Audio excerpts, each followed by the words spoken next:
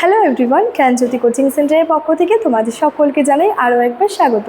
আজকের ক্লাসে আলোচনার বিষয় হচ্ছে কিছু গুরুত্বপূর্ণ এমসিকিউগুলো নিয়ে। ঠিক আছে, আজকের ক্লাসে আলোচনা হচ্ছে পার্ট 6 হিসেবে। তার কারণ হচ্ছে পার্ট 5 অবধি আরও কিছু কিন্তু গুরুত্বপূর্ণ এমসিকিউগুলো নিয়ে আলোচনা করেছিলাম মেন্টাল হেলথ অ্যান্ড হাইজিন থেকে। ঠিক আছে, তোমরা যারা নর্থ বেঙ্গল ইউনিভার্সিটির অধীনস্থ বিভিন্ন কলেজগুলিতে পড়াশোনা করছো, তোমাদের জন্য আজকের ক্লাসে এনইপি থার্ড সেমিস্টার আইটিসিতে যাদের মেন্টাল হেলথ অ্যান্ড হাইজিন রয়েছে সেখান থেকেই ইম্পর্টেন্ট যে কিছু এমসিকিউগুলো রয়েছে সেটা নিয়ে আলোচনা করব। ঠিক আছে, আগের ক্লাসের মাধ্যমেও কিন্তু বিভিন্ন গুরুত্বপূর্ণ এমসিকিউগুলো নিয়ে আলোচনা করেছিলাম। তোমরা যারা সেই ভিডিওগুলি দেখোনি সেই ভিডিওগুলি কিন্তু দেখে নেবে, তোমাদের কিন্তু অনেকটাই হেল্পফুল হবে। ঠিক আছে, আচ্ছা, প্রথমে কি রয়েছে দেখো, এখানে যেটা বলেছে সেটা হচ্ছে একজন ব্যক্তি কখন তার সৃজন প্রতিভা কাজে লাগাতে পারে।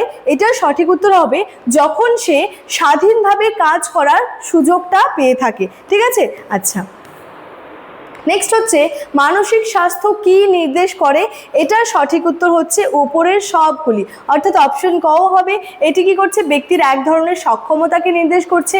অপশন খ হবে এটি ব্যক্তিকে তার পরিবেশের সঙ্গে সামঞ্জস্যতাকে নির্দেশ করছে। অপশন গ হবে এটি মনের দিক থেকে সুস্থ ও স্বাভাবিক থাকাকে বোঝাচ্ছে। তাহলে প্রত্যেকটা যে অপশন সেটাই কিন্তু এটার অ্যান্সার রয়েছে। ঠিক আছে, এবং প্রত্যেকটা এমসিকিউ এর যে ব্যাখ্যাগুলো রয়েছে সেটা কিন্তু প্রত্যেকটা অপশনের নিচে দেওয়া রয়েছে। তোমরা সেই বিষয়টা দেখে নিলে তোমাদের অ্যান্সারের সম্পর্কে যে কনসেপ্টটা রয়েছে সেটা একেবারে ক্লিয়ার হয়ে যাবে। ঠিক আছে, তারপর রয়েছে দেখো সঙ্গতি বিধানের একটি প্রধান প্রয়োজনীয়তা কি। এটা সঠিক উত্তর হবে মানসিক সুস্থতা।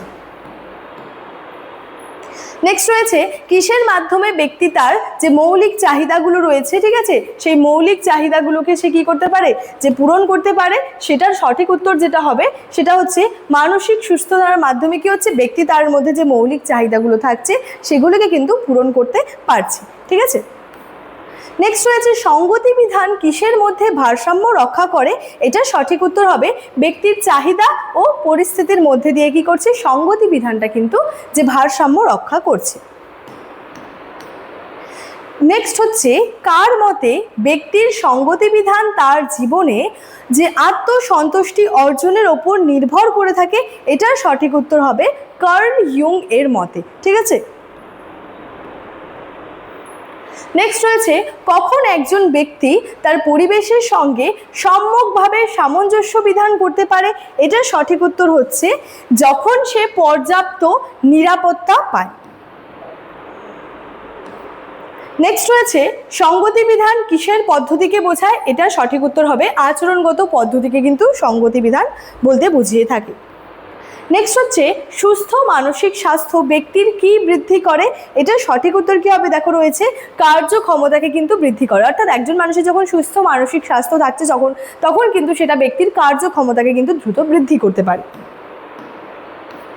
নেক্সট রয়েছে সঙ্গতি বিধানের মাধ্যমে ব্যক্তি কি অর্জন করতে সক্ষম হয়। এটা সঠিক উত্তর বলেছে দেখো যে উপরের সবগুলি, অর্থাৎ সঙ্গতি বিধানের মাধ্যমে ব্যক্তি মানসিক সুস্থতা, কর্মদক্ষতা, সাফল্য এই সমস্ত কিছু অর্জন করতে কিন্তু সক্ষম হয়ে থাকে।